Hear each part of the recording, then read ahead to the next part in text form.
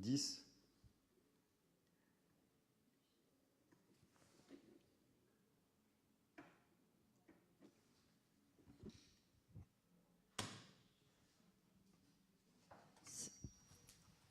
Merci de nous avoir rejoints ce soir dans ce nouvel atelier de Force républicaine. Ce soir, nous allons traiter le thème « Administration, arrêtons d'emmerder les Français », cette célèbre phrase de Pompidou. Nous allons aborder ce thème sous deux angles. Le premier sera la simplification des normes. Et pour ce thème, nous avons avec nous Michel Raison, sénateur de la Haute-Saône. Vous avez été agriculteur pendant plus de 30 ans. Sur le deuxième thème, donc la deuxième partie du thème, c'est e-administration et simplification des procédures par la numérisation. Et pour cela, nous avons avec nous Édouard Filias, qui est président de l'agence GIN, agence de relations publiques et influence digitale. Vous êtes également l'auteur de ce livre, le manuel de survie sur Internet, qui vient d'être paru aux éditions Ellipse, qui fonctionne apparemment très bien, sans questions-réponses, pour vous aider à comprendre et à vous protéger sur Internet. Donc on va démarrer dès maintenant cette soirée, si vous le voulez bien. Je suis tombée sur le rapport de l'Institut Montaigne, qui est paru cette semaine, qui me semble très intéressant si vous voulez approfondir ce thème après l'atelier, qui était intitulé « Action publique, pourquoi faire compliqué quand on peut faire simple ?» Donc ça résonne bien avec notre thème de ce soir. Et là, on apprend que 65% des Français estiment qu'ils contribuent au système plus qu'ils n'en bénéficient. Donc ça pose réellement la question de l'efficacité de l'action publique. Donc malgré le bon nombre de réformes, elle demeure source de mécontentement de la part des Français, qui la jugent souvent inadaptée. Complexité, illisibilité, inefficacité au regard des coûts qu'elle représente, ces défauts semblent nombreux. Alors comment relâcher la pression administrative qui pèse sur les Français? Michel Raison, ma question sera pour vous. Est-ce que cela commence par réduire les normes pesant sur à la fois les agriculteurs, les entreprises, simplifier les règles et les procédures qui s'appliquent sur les particuliers? Alors en ce moment, on a cet exemple brûlant des 80 km/h.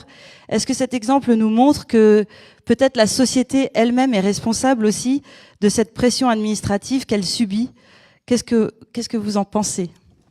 Alors, bonsoir à tous. Il marche, oui. Oui, j'en ai salué quelques-uns. Oui, ça fonctionne. J'en ai salué quelques-uns. J'ai salué mes 3 collègues sénateurs, enfin les 2 sénatrices et le sénateur, que je me réjouis de voir là. Ce que je voudrais dire en préambule, c'est qu'il ne faut pas qu'on simplifie le sujet non plus et qu'on le transforme en démagogie. Parce que si on veut que la politique fonctionne, il ne faut pas non plus qu'on mente au peuple et qu'on trouve des boucs émissaires en permanence quand il y a quelque chose qui ne fonctionne pas. Donc oui, nous sommes co-responsables. Alors le peuple peut-être un peu moins que nous, mais nous le sommes aussi, les politiques. On a l'habitude de tout mettre sur le dos des fonctionnaires et des hauts fonctionnaires. C'est un peu facile. Certes, ils ont beaucoup de tort.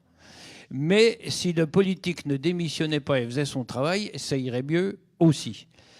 La population peut parfois prêcher tout et son contraire aussi. C'est-à-dire qu'on demande de plus en plus de sécurité, de plus en plus de protection d'environnement, et le jour où soi-même on a la règle à appliquer, on trouve que c'est trop compliqué et trop lourd. Ça, c'est pour le bilan de la responsabilité.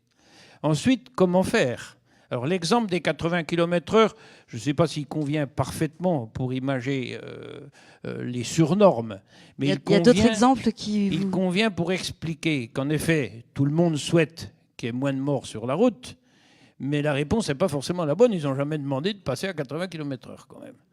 Et même si, en théorie, là, le gros problème des 80 km/h, c'est que ça a été fait brutalement, sans aucune concertation, et uniquement parce que ce qu'on appelle la délégation interministérielle à la sécurité routière, où il y a une petite poignée de fonctionnaires qui sont dans des bureaux relativement confortables, depuis que je vais les fréquenter, j'ai pu voir, utilise quelques études, d'ailleurs un peu vieillissantes pour certaines, un peu simplistes. C'est-à-dire qu'en effet, si vous avez un choc à 80 km/h plutôt qu'à 90, ça va faire moins mal. Mais ça ne se passe pas tout à fait comme ça sur la route. Et il ne faut pas oublier non plus la psychologie dans l'application d'une règle. On était arrivé au taquet. Et dans le même moment, où, peu de temps après, on te dit qu'on va augmenter les taxes de carburant, on te met tel ennui, on te dit, puis maintenant, ben, vous roulerez à 80 km/h. D'autant que ça touche forcément les territoires qui se sentaient déjà un peu opprimés. Et ça a forcément, à mon avis, très peu d'efficacité, pour la bonne raison qu'il n'y a pas du tout d'acceptabilité. C'est plus acceptable du tout. On me dit, c'était pareil avec la ceinture de sécurité, les gens, ils en voulaient pas. Oui, mais enfin là, techniquement, c'était facile de démontrer qu'on sauvait des vies. Alors que là, c'est pas possible. Et quand je suis allé dire au Premier ministre en tête-à-tête que j'étais pas là pour faire de l'opposition pour de l'opposition, mais que j'étais là aussi pour aider notre pays à fonctionner, qu'il était c'était au printemps ça, qu'il était en train d'allumer une mèche qu'il ne pourrait peut-être plus éteindre, il m'a pris pour un imbécile. Donc le mépris certains grands peut aussi faire beaucoup de tort à notre pays. Depuis des années, on promet la réduction des normes. Est-ce que, pour vous, il y a quand même un manque de volonté, ou est-ce qu'il y a de la résistance des corporatismes au sein de l'État ? Alors, il y a également là une addition de choses, mais en effet, beaucoup de résistance de la part de la résistance corporatiste de la part de l'État. Parfois, j'ai dit que je ne dirais pas de méchanceté, mais je vais en dire quand même. Parfois, on a un peu l'impression que ça les satisfait parce que ça justifie leur emploi, parce que comme la norme, on a du mal à l'appliquer et à la comprendre, il faut quelqu'un pour venir l'expliquer, il faut quelqu'un pour venir contrôler, il faut quelqu'un pour venir sanctionner. Donc, ça crée de l'emploi éternel de cette fameuse fonction publique dont il faudrait d'ailleurs changer le statut. Donc ça, c'est quand même une des causes. La deuxième cause, c'est le politique qui, le nez dans le guidon, laisse un peu faire son administration. Mes collègues vont confirmer, souvent, sauf si on a affaire à des vrais ministres. Alors un jour, je racontais ça, on me disait, c'est quoi un vrai ministre ? Mais c'est quelqu'un qui a beaucoup de courage, qui a une intelligence peut-être un peu au-dessus de la moyenne, et qui a envie vraiment de travailler pour l'intérêt général. Mais ce n'est pas le colleur d'affiches qu'on récompense, ou le gars qu'on met pour faire un équilibre politique ou enfoncer un coin dans une majorité entre un UDI, un je sais pas quoi, ceci, c'est pas ça le vrai ministre. Le vrai ministre, c'est celui qui a la compétence et le courage, donc il va prendre son temps d'analyser les notes que lui font les services et qui aura le courage de s'opposer aussi à ces notes s'il semble qu'elles sont pas bonnes. On les voit, les ministres, on a tous été rapporteurs de textes, et quand ils donnent une réponse à un amendement, ils prennent la petite note par derrière et ils lisent leur note bêtement. Bon, je ne sais pas tout le temps, il ne faut pas exagérer, mais ça arrive quand même assez fréquemment. Et nous, on fait des amendements de bon sens. Quelquefois, ça fait 10 ans qu'on fait le même amendement qu'on n'arrive pas à faire passer, tout simplement parce que l'administration fait les mêmes notes depuis 10 ans aux différents ministres qui n'ont pas eu le courage de les décortiquer ou de s'opposer à leur propre administration. Et on en arrive à des choses extravagantes. Je vous donnerai un exemple. Sur les permis de conduire pour conduire un tracteur agricole. J'ai mis 15 ans pour y arriver.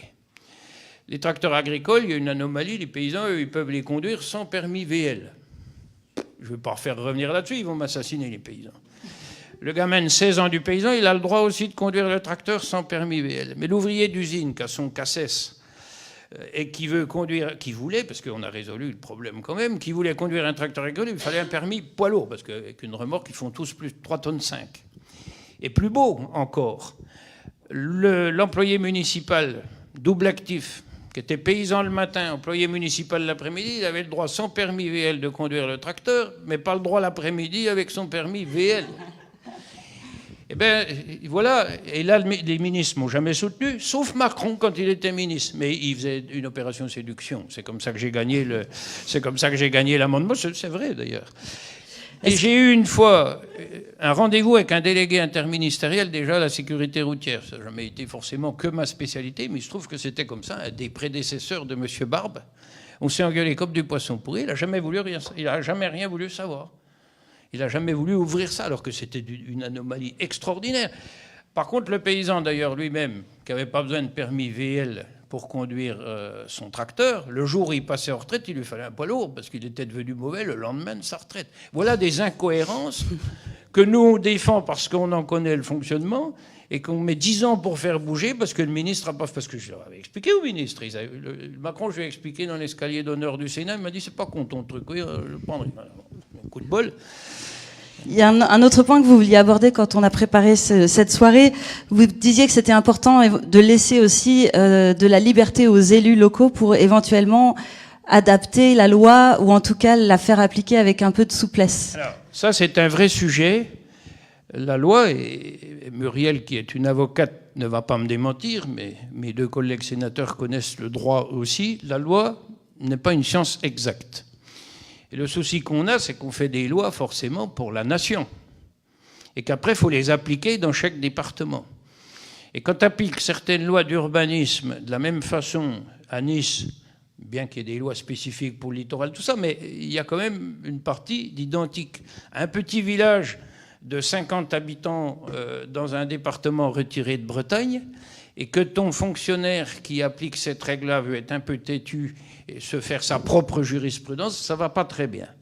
Alors la question, c'était en effet de savoir si on décentralisait un peu la législation. Là, c'est un vrai sujet. Bruno Retailleau, d'ailleurs, est très favorable à ce qu'on fasse plus de décentralisation. C'est que ça veut dire quoi? Ça veut dire simplement quand même qu'on peut en effet aller beaucoup plus loin. Regardez ce que font les Espagnols et les Allemands. Un conseiller régional espagnol, ça s'appelle un diputato. C'est des députés, ils font des lois. Il a le pouvoir quasi législatif. En Allemagne, ils font des lois aussi. Donc sur un certain nombre de sujets, avec précaution, parce qu'on ne va pas se mettre à transformer la France en Gaule, hein. Et il faut quand même qu'il y ait une certaine cohérence dans l'ensemble du pays. Mais on a un certain nombre de règles qui mériteraient d'être adaptées en fonction des régions et tout. Mais, comme ce n'est pas une science exacte, la façon dont les fonctionnaires locaux, la fonction publique déconcentrée applique les lois peut tout changer aussi. Et là, il ne faut pas que leur taper dessus, parce que dans les départements, moi j'en ai quand même souvent rencontré plus des intelligents que des idiots. Et quand ils veulent être intelligents, bah c'est bien pratique. Et chaque fois que j'ai un nouveau préfet dans le département, on le reçoit, gentil, il t'explique que son arrière-grand-père avait été paysan, ça fait bien. Et je leur dis toujours... Ah, ils font ça chaque coup. Je leur dis, ou le directeur des services fiscaux, machin. Donc je leur dis, je vous demande qu'une chose, monsieur le préfet, d'être intelligent. Et de demander à votre administration d'être intelligente. Et moi, j'ai des exemples concrets de non-intelligence, mais j'ai des exemples concrets d'intelligence aussi. Il y a une administration qui a une culture relativement intelligente, c'est les services fiscaux, par exemple. Les services fiscaux sont plutôt pédagogues. Une société qui a un problème, qui veut savoir comment faire son montage, peut aller demander aux services fiscaux. Ils ont de plus en plus de mal à répondre parce que comme nous, on change la règle fiscale 3 fois par an, ils ont un peu de mal à suivre cet excès de vitesse en matière de changement de règles sur la fiscalité. Mais on a d'autres administrations complètement farfelues, c'est l'inspection du travail, par exemple.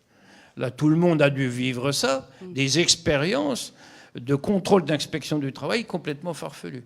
On a d'autres services qui, en général, sont plutôt intelligents et pourtant, eux, ils ont une mission difficile. C'est les services, ce qu'on appelait les services vétérinaires, qui sont quand même chargés de contrôler tout ce qui est sanitaire. Lorsque vous avez des travaux à faire dans une cantine, dans un abattoir, dans je ne sais pas quoi, c'est quand même toujours un peu complexe. Et s'il veut être buté et appliquer la loi à la lettre, vous ne pouvez jamais faire votre cantine, vous ne pouvez rien faire. Mais s'ils veulent être intelligents, on peut. Donc, il y a la modification des règles. Il faut que nous, les parlementaires, on soit un peu plus écoutés par les ministres, parce qu'en général, on sait un peu ce qui se passe sur le terrain. Et il faut que les préfets fassent appliquer intelligemment les règles et qu'on affine la décentralisation, parce que la haute fonction publique de l'État n'a jamais aimé la décentralisation. Et chaque fois qu'il y a une compétence de l'État décentralisée, ils essaient d'en récupérer un bout.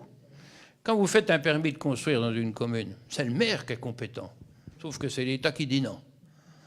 Ils financent plus. Avant, c'est eux qui instruisaient dans les plus petites communes, enfin jusqu'à des villes relativement importantes, les permis de construire. Comme ils n'ont plus d'argent, ils disent démerdez-vous.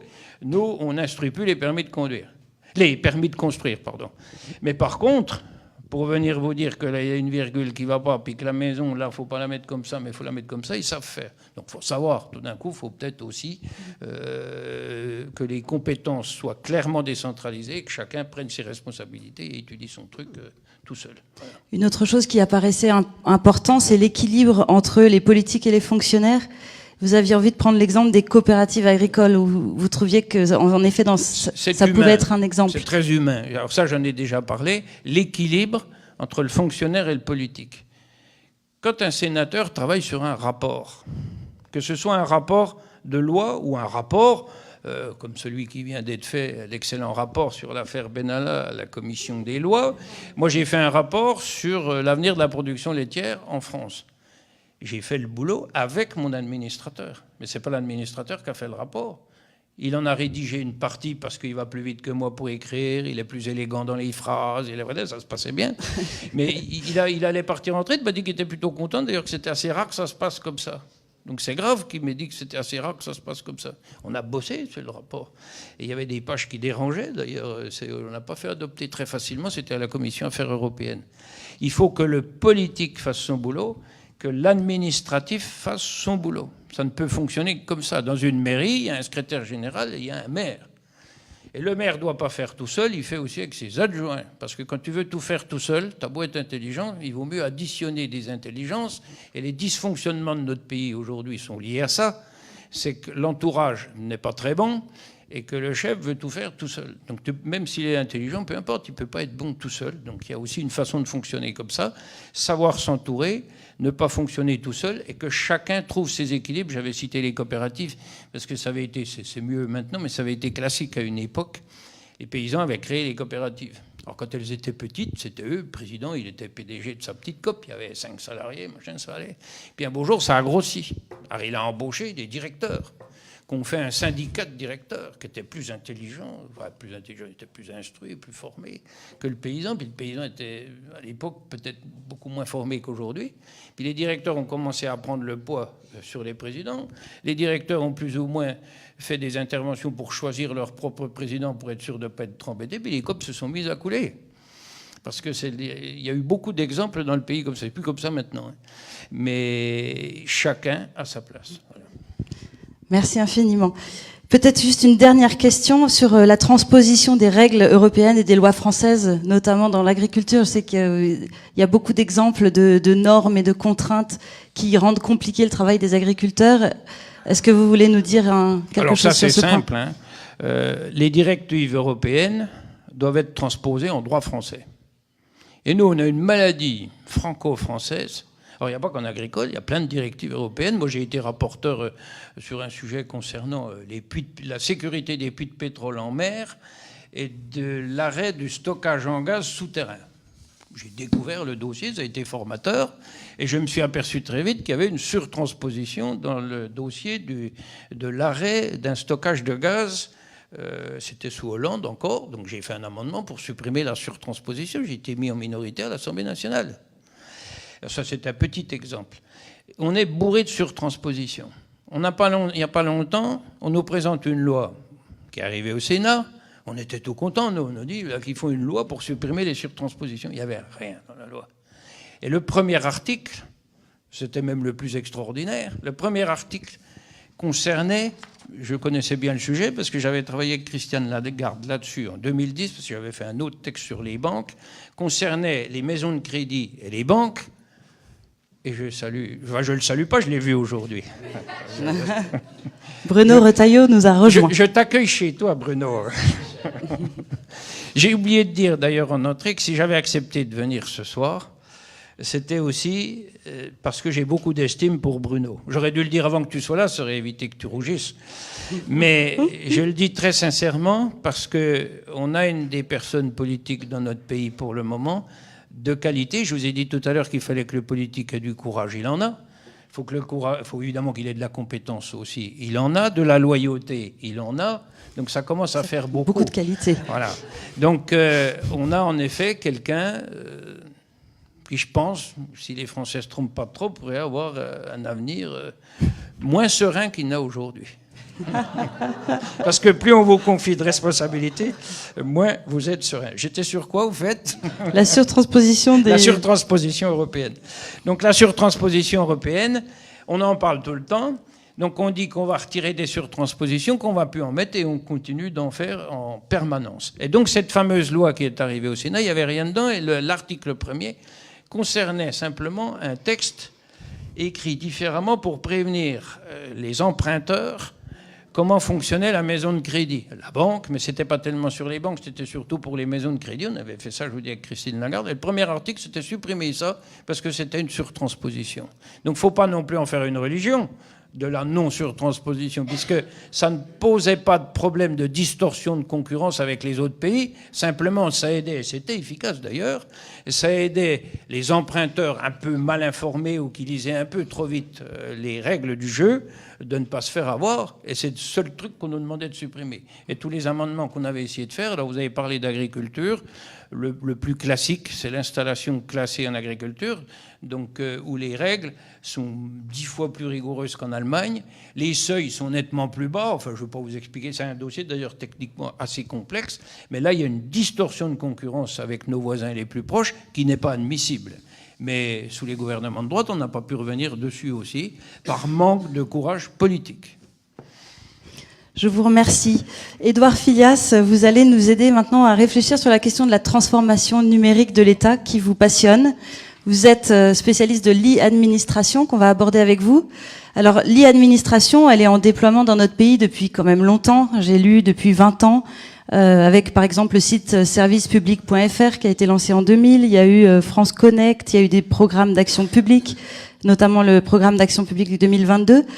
Et malgré tout ça, il y a un rapport de la Commission européenne qui est sorti en mai 2018 qui nous apprend que la France se place à la 13e position en Europe en matière de services publics numériques. On va repartir du début. Est-ce que vous pouvez nous dire qu'est-ce qu'une e-administration ? Merci à vous, Monsieur le sénateur. Merci de votre invitation. En 2 mots, aujourd'hui, vous prenez un guerrier Maasai au fin fond du Kenya et vous lui donnez un smartphone. Et il a plus d'informations que Bill Clinton quand il était à la Maison-Blanche. Donc, nécessairement, ça conduit à penser que l'administration, elle aussi, doit changer. Et l'administration pose une question très simple. Est-ce qu'on peut penser une administration qui serve d'abord les citoyens avant de servir l'État ? Parce que quand même, comme vous le savez, l'administration, elle s'est constituée au départ pour organiser le recensement. Donc il s'agissait de compter le nombre de Romains, Gaulois, puis Français, etc. L'administration, elle arrive avec l'idée que c'est nous qui sommes au cœur du service que nous rend l'entreprise. Un peu comme dans le privé, finalement. C'est l'expérience client dans le privé, et dans le public, c'est le service public réinventé autour des Français, autour de chaque Français. Et donc il y a une attente très forte. Oui. Ben, c'est ça l'idée, en fait. Hein. C'est pour ça que c'est choquant. Et alors les Français, ils en veulent de l'administration, les Africains probablement, les Français aussi. 85% se déclarent prêts à tout passer en ligne. Et l'objectif du gouvernement, c'est qu'en 2022, 100% de toutes nos démarches administratives soient digitales. Et la priorité des Français, c'est notamment la santé, pour 36% d'entre eux, l'état civil, très important l'état civil, puis ensuite vient la justice. Pour 19% d'entre eux. Donc on voit qu'on touche à des choses quand même extrêmement importantes dans le rapport entre les citoyens et leur État. Quand vous dites justice, ça veut dire quoi par exemple ? Les décisions de justice, le fait de porter plainte, l'accès au jugement. Il y a un certain nombre de start-up, mais je ne vais pas m'étendre là-dessus, qui se sont d'ailleurs immiscées dans les brèches laissées vacantes par l'administration. Comme par exemple le permis de conduire a voulu être digitalisé, demander justice, c'est d'ailleurs le nom d'une start-up. Bref. Le problème, c'est que la France est en retard, comme vous l'avez dit. On est classé 9e d'après l'Union européenne en matière d'administration, notamment pour une raison, c'est que le très haut débit n'est pas à la hauteur des enjeux en France. Et ça, c'est le point clé. Dans tous les exemples d'administration réussie, les infrastructures et l'accès à Internet. Aujourd'hui, quand vous êtes dans la Nièvre, vous avez 2 barres sur votre téléphone. Quand vous êtes dans le Jura, il faut monter au premier étage de sa maison pour avoir accès au haut débit quand on a accès. Donc, une des conditions primordiales de l'e-administration, c'est d'abord un accès sur tout le territoire. C'est pas étonnant. Ça, c'est une promesse qui a été faite par le gouvernement ? Elle a été faite par plusieurs gouvernements. Qui sont dans une bagarre avec les opérateurs téléphoniques, mais une promesse qui pour l'instant n'a pas été tenue, et tout donne à penser qu'elle ne sera pas tenue pour 2022, contrairement à ce que nous dit le gouvernement. L'UFC Que Choisir nous dit même qu'en réalité, la couverture du territoire en matière de haut débit sera effective en 2035, si on continue à ce rythme-là. Donc s'il n'y a pas effectivement une vraie volonté politique pour le coup, dans le plein magistère de son exercice pour les faire exécuter la décision, il est probable que ça traîne. Mais il y a une solution qui est proposée par l'Institut Montaigne là-dessus, justement, qui dit qu'afin d'éviter la fracture numérique, il faudrait mettre en place un réseau d'1 millier de maisons de services au public. C'est-à-dire, c'est ça, c'est des personnes qui seraient disponibles pour recevoir les citoyens et faire avec eux les démarches administratives sur Internet. Est-ce que ça vous semble être une solution ? Alors, j'ai fait l'apologie très rapidement, et on va dire en quoi ça consiste, de l'administration. Je vais aussitôt faire le contrepoint. Il ne peut pas y avoir d'administration réussie sans contact humain. C'est d'ailleurs ce que la plupart des entreprises redécouvrent après avoir supprimé les numéros de téléphone, les services de relations clients, etc. C'est Jacques Toubon qui rappelle, le défenseur des droits, que l'administration aujourd'hui, voulue par la technocratie macronienne, est une machine à exclure. Il y a 1% des Français qui sont en zone blanche, 20% qui sont dans des zones mal connectées, et il y a un Français sur 4, qui n'a pas d'ordinateur à domicile. Donc, comment fait-on? D'autre part, l'ergonomie des sites Internet, c'est ça l'administration, c'est des sites Internet qui vous donnent accès à des fonctionnalités, sont pour la plupart défaillants. 41% des Français ont du mal à utiliser les grands services publics en ligne, donc Amélie, le Pôle emploi, et les impôts par exemple, qui est pourtant le premier service public. L'ergonomie est complètement hors d'âge. Donc ce que dit Toubon et sa commission, en substance, c'est qu'aucune démarche administrative ne devrait être accessible uniquement par voie dématérialisée. Donc il faut prévoir, pour chaque démarche d'administration, quand bien même elle serait toute couverte, à chaque fois le recours à des personnes physiques. Donc pourquoi pas des maisons de service public, comme vous le disiez, en tout cas des fonctionnaires, des êtres humains. Et je crois aussi que c'est une question de défense des droits. Si l'État n'a plus de visage, le libéral que je suis a tendance à penser que ce n'est pas forcément une bonne chose. Un État complètement anonyme, à qui on ne peut plus parler, je trouve ça un brin totalitaire. Voilà, qu'on ait quand même un recours à un être humain et qu'on puisse avoir un dialogue d'homme à homme, ça me semble être d'une des clés de la réussite de l'administration numérique en France.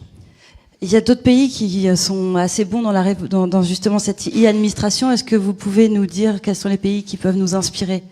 Même si on peut probablement pas faire un copier-coller parce que notre pays est différent du voisin, des Suisses peut-être. Il y a deux modèles aujourd'hui, deux modèles qui sont, à mon sens, deux modèles à éviter pour la France, mais qui sont là. Il y a le modèle estonien. En 91, l'Estonie est une page blanche administrative, ils décident de tout informatiser. En Estonie, vous avez 2000 services publics connectés, vous pouvez absolument tout faire en ligne, sauf vous marier, divorcer et acheter un bien. Voilà. Mais tout le reste, vous pouvez le faire en ligne. Ils en sont très fiers. Vous pouvez même devenir e-résident de l'Estonie. Le problème, c'est qu'il n'y a aucune privacy. C'est-à-dire, Estonie, c'est Facebook roi. Vos données privées sont en réalité plus réellement protégées. L'État considère que vous pouvez tout partager, ce qui pose des problèmes quand même, ce qui pose quand même un certain nombre de questions, compte tenu notamment de leur voisinage immédiat. Mais l'Estonie, c'est l'idée qu'on peut construire une société de confiance très digitale, très connectée, où chaque citoyen a accès au numérique. Ça marche, l'Estonie a gagné 2 à 3 points de PIB en économie. Ils ont 2% de fonctionnaires par rapport à leur population, contre 9% en France, le ratio fonctionnaire-population active. Donc l'Estonie, c'est un modèle. D'ailleurs, un des premiers déplacements du Premier ministre, ça a été pour l'Estonie. Et quand le gouvernement nous donne un exemple de ce qu'il veut accomplir en France, c'est l'Estonie. Moi, je crois que ce n'est pas un modèle souhaitable pour des raisons de protection de la vie privée de nos concitoyens, qui est quand même un enjeu majeur, si ce n'est vital, notamment par rapport aux questions d'intelligence artificielle. L'autre modèle, qui est l'anti-Estonie, c'est la Chine. Alors, c'est rigolo parce que quand on pense à l'administration, comme vous le disiez, monsieur le sénateur, on pense décentralisation, on pense démocratie. En fait, la Chine a réussi à créer un système où l'administration décentralise effectivement, grâce à la technologie, mais en même temps, c'est pour donner plus de pouvoir au pouvoir central. C'est-à-dire que on vous a donné la possibilité. Il se déconcentre, absolument. Vous avez tout à fait raison. C'est du délégation et du centralisme. Et par exemple, le système de crédit social, alors c'est un système épouvantable qui permet à chaque Chinois de se voir attribuer une note en fonction de leur performance sociale. Si vous visitez vos parents âgés, vous avez une meilleure note. Si vous traversez hors des clous, vous avez une moins bonne note. Si vous payez vos impôts en retard, vous avez une moins bonne note. 800 millions d'internautes chinois, 80% d'entre eux, bon, sondage évidemment gouvernement chinois, pensent que c'est une bonne chose. Enfin, jusqu'à preuve du contraire, les Chinois ne se sont pas rebellés contre ce système, franchement totalitaire, franchement orwellien. Difficilement se rebeller. Je vous le concède. Les notations, c'est quelque chose d'intéressant qu'on utilise beaucoup dans le privé, justement, de pouvoir noter le service d'une entreprise. Est-ce qu'on pourrait davantage avoir notre mot à dire en tant que citoyen pour donner des notes, justement, à cette e-administration ? Oui, absolument. Alors, les gens ont tendance déjà à voter avec leurs pieds en ne se connectant pas si ça ne marche pas. Donc, il y a ce premier enjeu, effectivement. D'autre part, je pense que un des sujets montants dans la société, pour répondre indirectement à votre question, c'est la question des données individuelles. Une des clés du projet digital de Mounir Majoubi et du gouvernement, c'est un cloud souverain. C'est une question très importante à comprendre, parce que vous ne pouvez pas avoir d'administration s'il n'y a pas d'espace de stockage de l'administration. Et il est hors de question que ce cloud soit susceptible d'être corrompu, accessible par des puissances étrangères. Le problème, c'est que le gouvernement, dans sa grande mansuétude, a imaginé un cloud dans deux cercles. Donc un premier cercle qui est contrôlé par directement les services de l'État, avec des logiciels propriétaires, et un deuxième cercle qui est, lui, ouvert à des prestataires extérieurs, Microsoft, Amazon, etc. Il y a un consensus des professionnels de la sécurité et un certain nombre d'ailleurs de voix qui s'élèvent de l'ANSSI même. L'ANSSI, c'est l'agence qui est censée s'occuper de la protection des systèmes d'information, pour dire que c'est une grave menace pour notre pays. Et donc, si on devait donner une mauvaise note aujourd'hui au programme d'administration du gouvernement, qui par ailleurs a le mérite de prendre ces sujets-là au sérieux, ce serait sur cette histoire de cloud qui n'est pas à la hauteur du besoin qui sera le nôtre d'une infrastructure souveraine et indépendante pour garantir notre sécurité. Mais y a-t-il des solutions pour ça ? Oui, investir. Alors là aussi, c'est le libéral qui vous dit ça. Si on veut un jour espérer des recettes de productivité, des économies, eh bien il va falloir investir beaucoup d'argent. Alors le gouvernement a déjà décidé d'investir quand même 9,3 milliards. De façon d'ailleurs éminemment contestable, puisque, par exemple, un article publié récemment faisait état de 69 millions d'euros dépensés sur 16 projets différents, dont un chatbot public. En gros, chaque administration aujourd'hui en France, il va de sa petite initiative, e-administration, de son programme ad hoc. Un peu comme la French Tech, finalement, on a une myriade de projets, mais il n'y a pas de direction stratégique claire sur laquelle l'ensemble des investissements irait, chapeauté par une autorité commune. Le gouvernement en fait beaucoup, mais il en fait trop. C'est ce que vous avez dit en préparant. C'est un peu ça, c'est qu'on se disperse sur trop de projets plutôt que d'être efficace en choisissant moins de projets. C'est un peu comme Mon oncle. Voilà, le film, on est dans une journée presse-bouton, il faut épater la galerie. Je pense qu'ils ont un pli technocratique, une inclinaison qui les pousse naturellement à aller vers ces sujets. Mais ils n'ont pas fait l'effort de prioriser les sujets et les dossiers essentiels. Donc il y a notamment celui-là, de la plateforme de sécurité. Il y a aussi celui des infrastructures que j'évoquais. Et enfin, il y en a un troisième, c'est celui de l'identité numérique. Donc l'idée que vous n'ayez qu'un seul point de connexion avec l'État, donc c'est France Connect. France Connect, c'est un service de la Poste qui a l'ambition de s'étendre à d'autres services publics.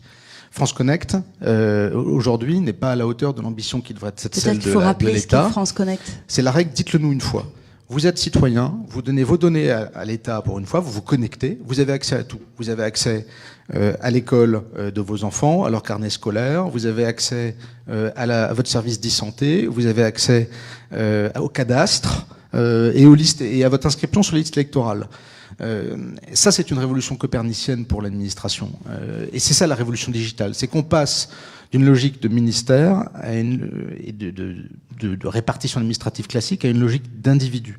Quel est le parcours administratif de chaque Français? Comment est-ce qu'on va être utile à chaque Français dans sa vie administrative, dans l'exercice de ses fonctions de parents, de professionnels, etc.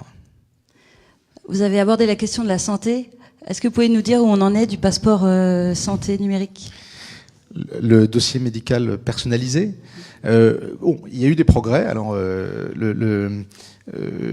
après quand même un tâtonnement de plus de 15 ans, de nombreuses inquiétudes, on constate aujourd'hui qu'on est arrivé à un début de résultat, mais qui malheureusement n'est pas encore universel, parce que les interfaces des professionnels de santé ne se connectent pas toutes au DMP, parce que les données ne sont pas toutes partagées, mais il y a eu quand même des progrès significatifs. Après, les étapes suivantes, les ordonnances en ligne par exemple, sont encore devant nous. Et puis il y a aussi un certain nombre de questions, par exemple l'accès et le partage des données santé des utilisateurs, notamment à l'époque de l'IA et de l'analyse ultra rapide de ces données, doit être posé, ce qui nous renvoie à la question là aussi de leur hébergement. Je veux dire un mot sur le DMP, parce que j'en ai fait un. C'est une calamité.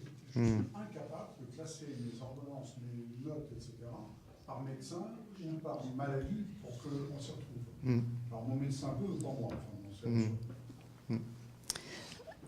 Sur l'intelligence artificielle, vous pensez que, évidemment, on est à l'ère de l'intelligence artificielle, on ne peut pas en faire les frais. C'est Macron le symbole de l'intelligence artificielle, non ? Alors, justement, vous parliez c'est bien d'être progressiste, mais il faut être réaliste en même temps.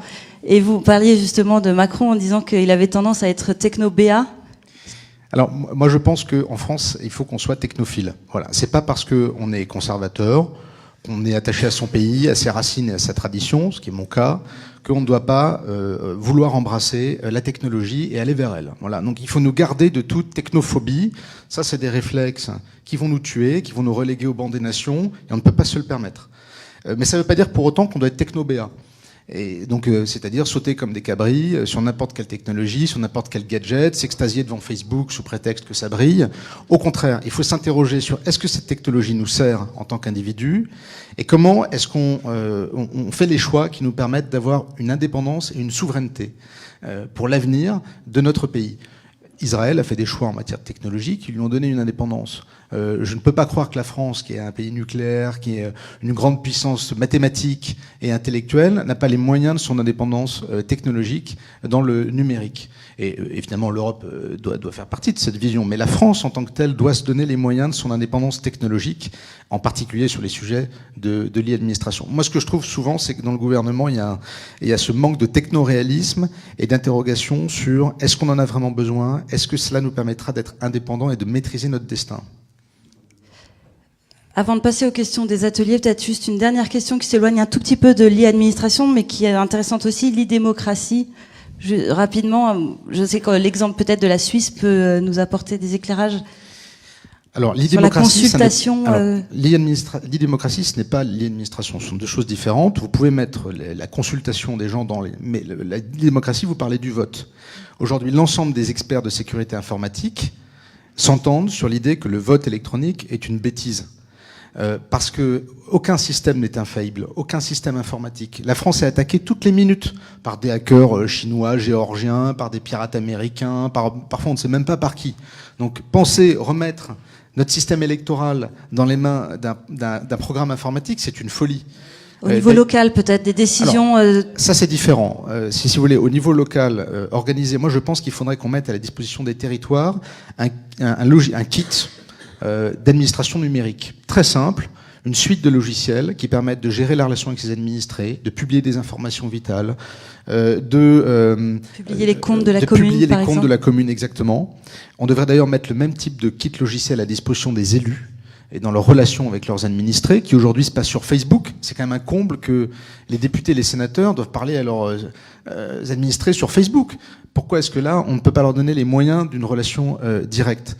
Donc ça, je pense que la consultation et l'échange est effectivement vital et le numérique le permet, mais surtout ne confions pas au digital le bureau de vote avec l'urne, le bulletin, la liste électorale qu'on émarge, c'est ce qu'on a trouvé de plus solide pour garantir la probité d'un scrutin. Merci infiniment. Je vous propose de passer aux questions de nos ateliers avec une première question de l'atelier d'Alès. Tous ces systèmes numériques ne sont-ils pas mis en place pour être plus contrôlés et surveillés ? Ne perdons-nous pas notre liberté ? Alors, ce qui est intéressant, c'est que le fondateur d'Internet, Tim Berners-Lee, qui est un type brillant et qui a créé Internet il n'y a que 30 ans, a fait une sortie il y a 2 semaines en expliquant qu'il était favorable à ce que chaque internaute dispose d'un coffre-fort privé, sécurisé, de stockage de ses données. Qu'Internet vienne avec cette garantie assurée par la blockchain, selon lui, de la privacy, de la vie, du respect de nos données privées. Donc je pense qu'effectivement, cette question de la protection de nos données individuelles, elle est au centre de notre vie privée, de l'Internet de demain. Et d'ailleurs, je citerai le think tank Génération Libre, on peut se demander si ces données ne sont pas aussi une extension de nous-mêmes, notre propriété, notre patrimoine, et que dès lors, en négocier l'accès à la demande à des services tiers qui voudraient les utiliser fait partie de nos droits fondamentaux. Une question pour vous, Michel Raison. La baisse des normes n'est-elle pas contradictoire avec le besoin croissant de sécurité et le refus du risque ? Alors, Atelier de Saint-Tropez. Cette question me plaît beaucoup, pas parce qu'elle vient de Saint-Tropez, mais parce que justement, j'ai dit en préambule qu'on était tous un peu co-responsables et qu'en effet, le citoyen qui était de plus en plus exigeant en matière de sécurité pouvait engendrer aussi des normes. Mais c'est le mot risque qui m'intéresse. Parce que, est-ce que le politique doit suivre bêtement chaque fois que quelqu'un crie un peu fort parce qu'il y a un gamin qui a eu tel ou tel accident et qu'on refait une loi? Parce qu'il y en a un qui est tombé dans la piscine, on oblige à mettre des protections de piscine. Il y a toujours eu autant de noyés après qu'avant d'ailleurs.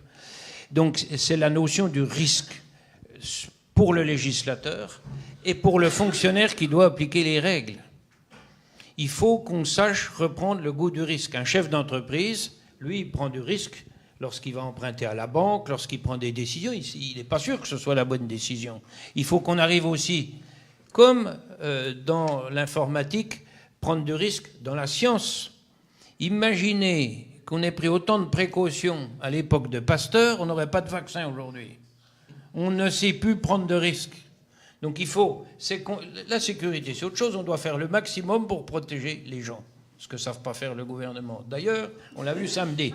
Mais le risque, il faut quand même qu'on remette un peu le risque au goût du jour. Il n'y a que comme ça qu'on pourra réduire les normes. Il n'y a que comme ça qu'on pourra aussi avancer. Parce qu'un pays qui ne croit plus à sa science, parce qu'il a peur du risque, c'est infernal aujourd'hui. Dès que vous parlez d'un problème, on pourrait détailler. Mais il faut reprendre le goût du risque. Et on réduira les normes.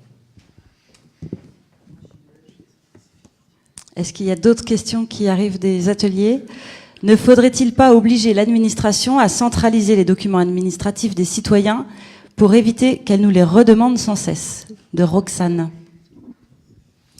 C'est ce que je disais sur le dites-le nous une fois. C'est une fois que j'ai que j'ai donné à l'administration mes indications me concernant, mes relevés de compte, mon justificatif de domicile, par exemple, etc. Je n'ai pas besoin de leur donner une deuxième fois et j'ai accès à tous les documents en un clic. Ça, c'est une révolution radicale dans l'expérience de l'usager du service public. Ça existe dans quel pays ? Ça existe en Estonie. Est-ce que c'est le seul pays qui fait ça ? Non, alors les autres pays font des progrès tous notoires dans ces sujets. Alors la Suisse, par exemple, s'est spécialisée dans la sécurité informatique. Et ils vendent d'ailleurs à l'Estonie ces systèmes de sécurité informatique. Et ils ont fait des progrès significatifs en matière d'administration.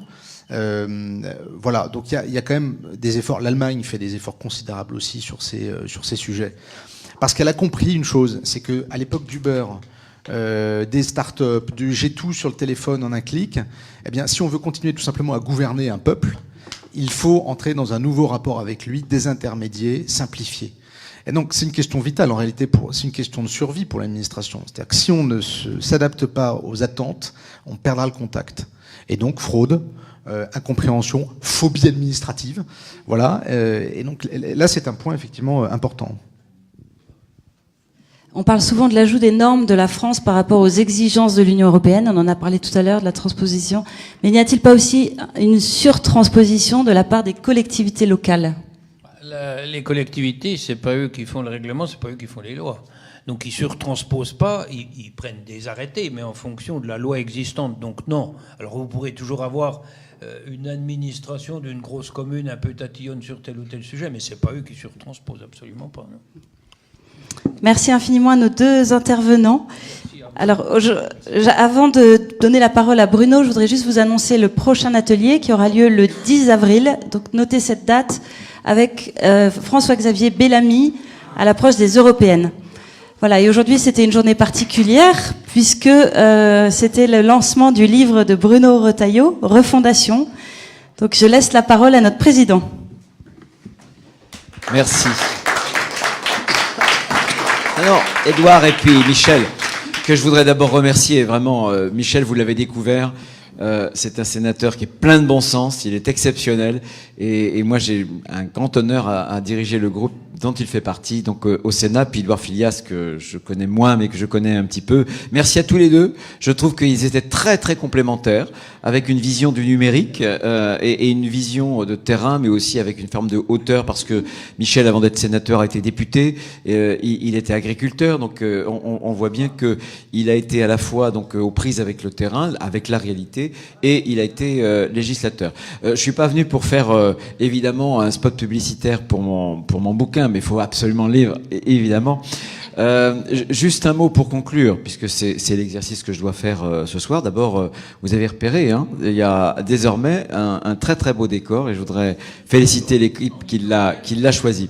Alors évidemment, on avait choisi un titre un peu provoquant. Il faut arrêter d'emmerder les Français, en référence à ce qu'avait dit, vous vous souvenez, Georges Pompidou. Et il y a un immense paradoxe qui a sans doute été souligné en introduction, c'est que on a un État qui est omniprésent, omnipotent aujourd'hui, qui s'immisce partout, chez les agriculteurs, les artisans, les commerçants, dans les entreprises, y compris d'ailleurs dans la vie des familles. Je me souviens, moi d'ailleurs, des ministres de l'Éducation nationale qui avaient la prétention de mettre leur nez dans l'éducation des enfants et dans, j'ose dire, les familles. Donc un truc de dingue. Et en même temps, cet État qui est omnipotent, il est incapable de nous protéger contre 1500 Black Blocs. C'est quand même impensable. On a un réseau diplomatique qui est un des tout premiers du monde, qui est aussi en train d'être appauvri, alors que je vous assure qu'on a un rôle dans le monde à jouer. Donc il y a un problème, il y a une réforme de l'État à conduire, on en a souvent parlé, notamment en baisse de dépenses publiques, mais aujourd'hui, ce dont souffrent les Français en termes de pouvoir d'achat, mais aussi les entreprises, c'est un problème souvent réglementaire. N'oubliez jamais que quand les Chinois veulent écrire le mot France, ils l'écrivent avec deux idéogrammes, Faguo, qui signifie textuellement le pays des lois. Voilà, et Philippe Meuret, le regretté Philippe Meuret, avait un jour écrit que la France s'est transformée en une sorte de l'ex-shop à ciel ouvert. Donc je suis, avec mes amis parlementaires qui sont ici, résolument favorable à l'abstinence textuelle, évidemment, parce qu'il y a trop de normes, il y a trop de lois, et on emmerde trop les Français avec non seulement les charges et les impôts, mais aussi avec l'ensemble de ces régulations étatiques. Évidemment, il faut pas non plus jeter l'État. Moi, je suis pour un État fort sur un certain nombre de missions régaliennes. On a un certain nombre de pistes que vous avez commencé à échafauder ce soir. Évidemment que le numérique, en termes d'administration, il faut savoir que quand on compare la productivité de l'administration française aux voisins notamment européens, on a 10% d'écart. Mais 10% en moins. Donc vous vous rendez compte, sur un peu plus de 5 millions de postes, c'est considérable. Et cette productivité, cette compétitivité qu'on parle pour les entreprises, pour les agriculteurs, pour les artisans et les autres, on doit l'exiger en même temps de l'État. Moi, j'étais il y a quelques semaines maîtrise tout près d'ici, mais de l'autre bord de la Channel, et nos amis anglais m'ont fait part d'une expérience que l'Angleterre a conduite depuis 5 ans, d'un bureau de régulation, c'est-à-dire que ce sont des hommes et des femmes indépendants, et en quelques années, en 5 ans, ils sont parvenus donc justement à désherber, si j'ose dire, mon cher Michel, à désherber les normes, etc. Et ils ont obtenu, pour les entreprises, ils ont évalué que cette simplification, ça avait rapporté aux entreprises, ça avait restitué aux entreprises l'équivalent de plus de 12 milliards. Vous imaginez, c'est absolument considérable. Donc là encore, c'est une vraie piste si demain on veut conforter l'emploi, conforter la compétitivité de la France. Voilà, il y a sans doute beaucoup de choses à dire, évidemment. Merci à Michel, merci à Édouard Filias, merci à notre brillante animatrice, et évidemment, Le mois prochain, on n'a pas encore la date, mais on l'aura le 10 avril, c'est ça, François-Xavier Bellamy, parce que dans 2 mois, très exactement, les Français voteront pour l'élection européenne. Je considère avec tant d'autres amis que c'est sans doute un rendez-vous capital que le président Emmanuel Macron va essayer d'escamoter. On a déjà eu une présidentielle escamotée et on risque d'avoir un effilochage du grand débat qui vienne cannibaliser la campagne européenne, alors que je pense profondément que l'Europe a rendez-vous avec son histoire. Où l'Europe se transforme, où l'Europe change, où l'Europe meurt. Et ces enjeux-là, ils sont absolument important parce qu'on a besoin d'Europe dans un monde qui est de plus en plus dangereux et je crois qu'il va falloir se mobiliser et le fait de recevoir François-Xavier Bellamy qui fait une excellente campagne et pour nous tous je pense une motivation pour aller de l'avant et pour que cette liste fasse un résultat qui soit le meilleur possible. Merci à tous les trois et merci aux ateliers. Je salue peut-être l'atelier de Senlis qui était le 130e ce soir avec un autre sénateur qui s'appelle Jérôme Bacher que je voudrais saluer avec ses amis qui sont autour de lui. Merci et bonsoir.